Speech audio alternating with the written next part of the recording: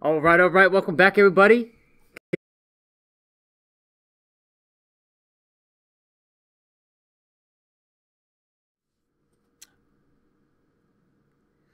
All right. Welcome back, everybody. Got Gabs and we got Hector. What's up, Hector? What's up, man? It's been a while. It has. It's been such a while. Lots of stuff going on. Yeah. We got plays going on. We got just regular club stuff. We got a tournament this Friday. So, yeah. What are we talking about today? All right. So today we're talking about something very, very, very special. That was a three very special. Yes, it was. Cosmic Armor Superman.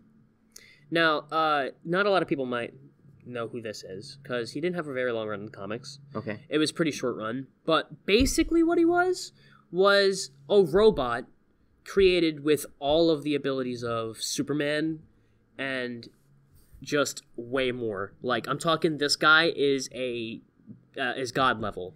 Like God, Omega level?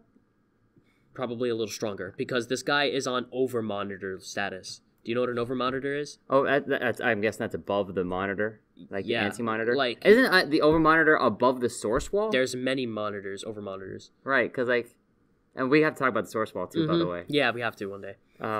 Yeah, because I found a really good conspiracy theory about that one. But okay, so he's the over-monitor? One of the over-monitors, yes. Quick explanation. All right, over-monitors.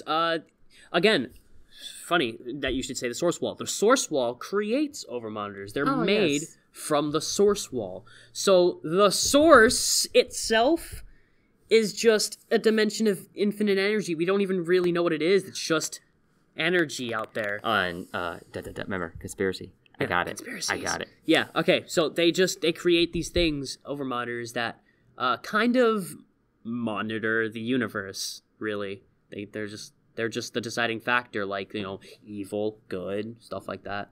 Yeah, really, that's like all a Galactus in a way. Yeah, right? sort of. Yeah, but no. The over-monitor created? No, they did not create Cosmic Armor Superman? No, they didn't. I am not exactly too sure. I have my sources right here. He has the sources probably already. Yes, but what's funny enough, Gabs? I'm listening. Yeah. What's funny enough is Cosmic Armor Superman was able to defeat an over-monitor. Now, an over-monitor, again, is above God level because they basically are the gods. Besides the one god, of course. So if, the over-monitor was Beerus and Darkseid was Goku, it was like when Beerus flicked Goku in the forehead. Yes. On their first encounter when he goes I'm gonna go level 3. Yeah. It's destruction. Okay. Well, it was a good fight. They did put up a okay kind of fight, but Cosmic Armor Superman is just so overpowered. And I want to tell you why, but I'll get to that in a minute. This is a special thing I told you about. Okay? But, he was able to defeat Mecron, I think his name is. The over-monitor. Okay. Yeah, and he is an immensely he's like pure evil too. He's an immensely overpowered over-monitor. I think he's pure evil. But yeah, he's a bad guy, bad over-monitor. And they fought. And Cosmic Armor Superman was able to fight and defeat him. Now, the reason is, let me just run down the abilities real quick of this Cosmic Armor Superman. Mm-hmm. Cosmic Armor Superman has reality warping abilities, presence. I don't think omnipresence. No, it's something else. Omni, but he's reality warping is enough for him. That's spatial manipulation. Time, matter. Yes, he's like I said. It's like Thanos with an Infinity Gauntlet. That means he has to have some kind of awareness of the source wall too. Yeah, actually, he in the comics he breaks the fourth wall a lot. I wonder if he was like a design conceptualization after a particular figure. That's a real figure. You know what I'm saying? Yeah. Do you have an answer to that, actually? Sort of. Okay. He's not really based off of a person. You know what he is? No. I'll tell you what he is. Okay, wait a second. His name is the Cosmic Armor Superman. Uh-huh. Does it have to do with the word cosmic armor? Or the phrase cosmic armor? It has to do with armor. Has to do with armor. Do you want to guess before I tell you? Armor. Okay. Very famous. Very famous armor? Yes. Very famous type of armor. I'm thinking mithril. Nope. Dang it. Okay, I'm just going to tell you, okay? Okay. Because you were thinking kind of broad. Dang it. He is basically a plot armor. Oh, yeah, I never would have gotten that one. Yeah, he is... His character is plot armor. Do you know what that is? You know what that is. That means that he can see the plot happening and he can prevent it. So it's almost like a fourth dimension. Like I told you, he breaks the fourth wall all the time. Can see it. But like he says, he's aware of everything in the universe, right? He sits there and he in one of the panels, he's sitting there and he's talking. This universe is really big, but I think I have to really kill this overmonitor and stuff like that. You guys, I'm gonna do that real quick. He like looks at you. He's like, yeah, I'm about to destroy it. But look at this. So he talks to the readers, basically? Yeah, he's like talking, and then he goes back to the story and he talks a little bit. This is a DC story. Yes. This doesn't sound like a comic book story. It's a comic book. Let alone it doesn't sound like a Superman. Nope. It's story. It's just some guy based off of Superman who doesn't really act like him. So what is his ultimate purpose then? Is he trying to protect life? Because I'm pretty sure he's just monitoring. I think he's monitored basically. Because if he looked at it and was like, hey, I'm gonna kill this guy, he had to have seen him as a threat, right? Yeah. Like he's like, this is my perceived threat of the universe. No, I'm just gonna do it. I'm gonna do what I want. Yeah, it's like, hey, you're dead. That's if you know what an overmonitor is, you should know how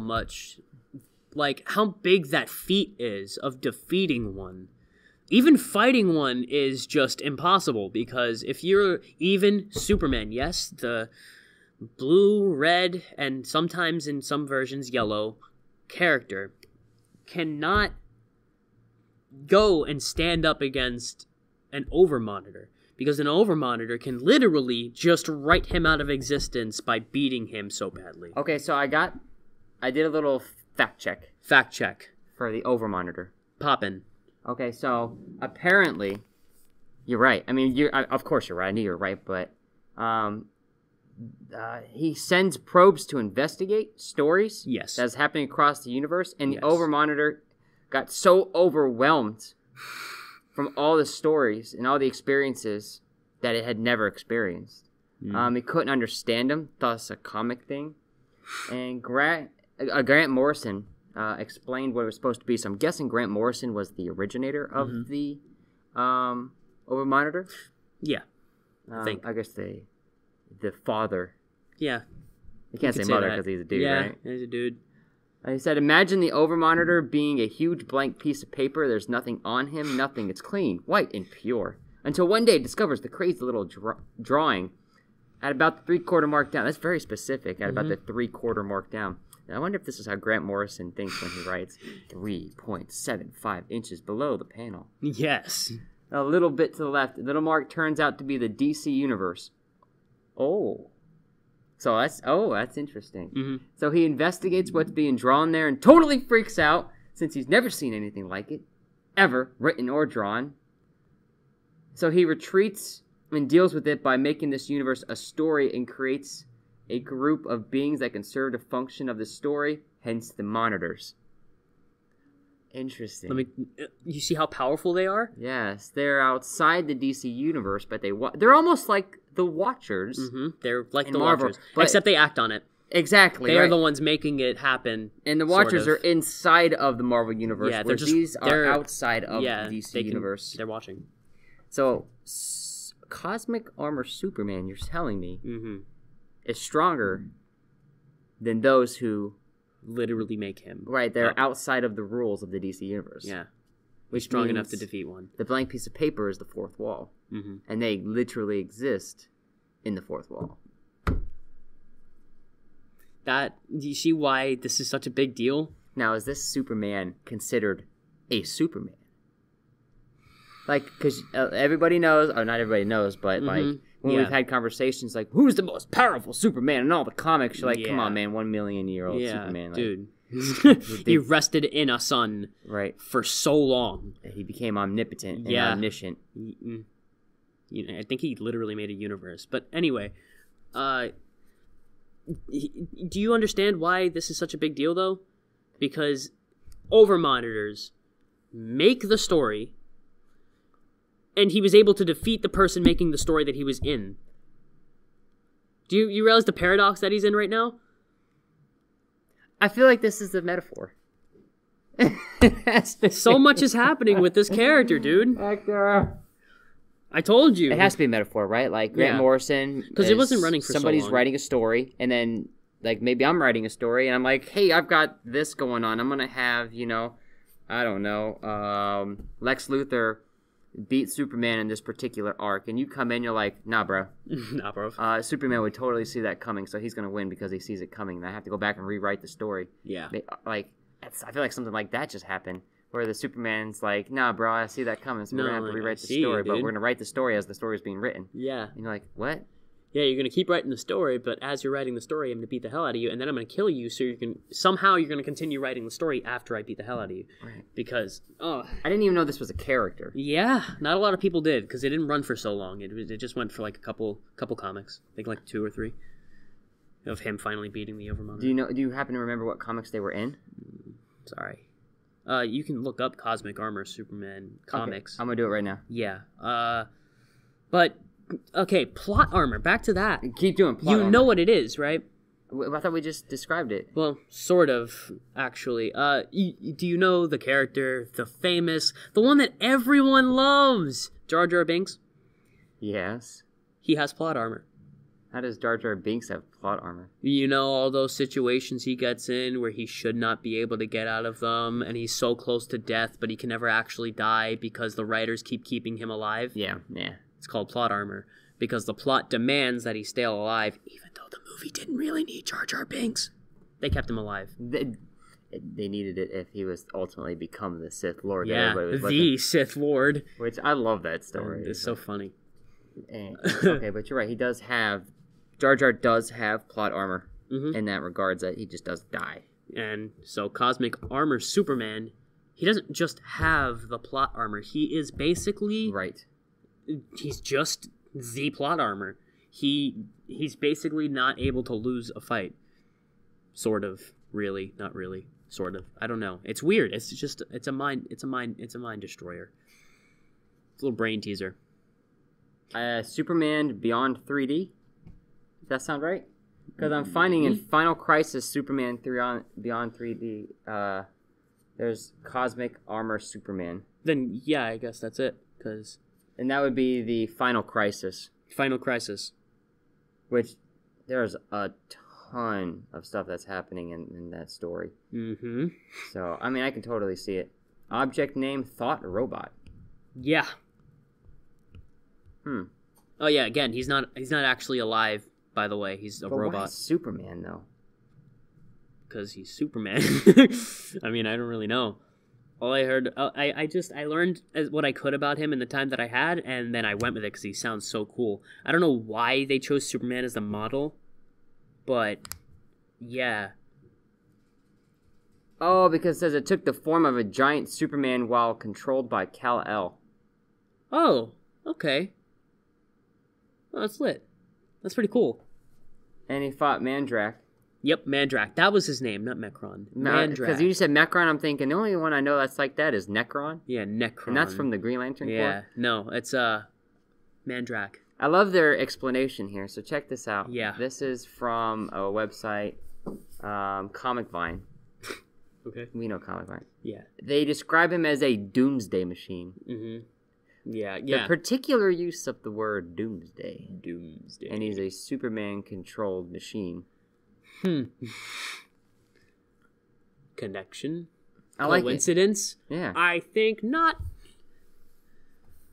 Yeah, so this is really why I wanted to, bring him on to the podcast, because he's a character that can be connected to so many things. You can talk about him a lot. He is plot armor, basically. Mm-hmm. You know what I mean? And the reason that I thought the plot armor thing would be so interesting is because you wouldn't really know how many movies and how many TV shows and how many musicals, basically anything that has to do with a story, how many of them have plot armor characters. You wouldn't. Right. You wouldn't understand. Right. Like Superman. Sometimes he can be a plot armor character. The certain comic book that he's in, he can't die. Right. No matter how many odds are against him. And of course, but he has died in comics before. Doomsday beat him to death. He really didn't go. Right. He really didn't die. Of course, he went to sleep for a really long time. Well, that's what Superman does. Superman doesn't die. He just takes really long naps. He is Superman himself, not just cosmic armor Superman. He's basically a guy with plot armor. See, I originally thought you were talking about Metallo when you started talking about this Superman. You know? Yeah. No, he's much worse. That's cool. So you got to find him in Final Crisis. So if you're looking for him, Superman, it's 3D. 3D. Superman 3D Final Crisis. All right, so where do we rank him in terms of power? Because I can't remember which one is Marvel and which one's DC. You have the Presence and the One Above All. Which one's... The One Above All is Marvel. So the Presence. DC. Yep, you have a comp. Right, because they're both the same name. Yeah. Okay, we're going to go with it. The Presence is in DC. Mm-hmm. He's...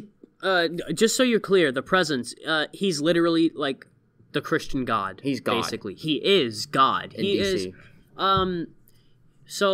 Really, like, I'm being serious with you, though. Like, there is a devil. There is a Satan. There's a Lucifer. And there are angels. Too. And there's a Santa Claus, by the way, who's a mutant. We've already talked about that in past podcast on SoundCloud. Yeah. If you want to check that out. Yeah, he is literally the guy who created everything. He is the one above all, I would say. But that's in Marvel, yeah, right? It's Marvel. Because in Marvel, they don't technically give him a name. They just say, oh, he's just the one that's above us all. Yeah, he's literally the one that's above us all. The one above all. But I think in DC, they specifically call him the Presence. Because he's everywhere. Right, and he shows up he's at omnipresent, one point. he's omnipotent, he's omni-everything, really. Right. He is everything. I think he shows up as like an old man at one point with like a hat. Yeah, he shows up as an old man with a really big mustache. Yeah, with a the mustache. The bowler hat, yes! Yeah. Okay, so we are thinking of the same guy. Yes. It is definitely the Presence. It's the Presence. So, Presence versus Cosmic Arbor Superman.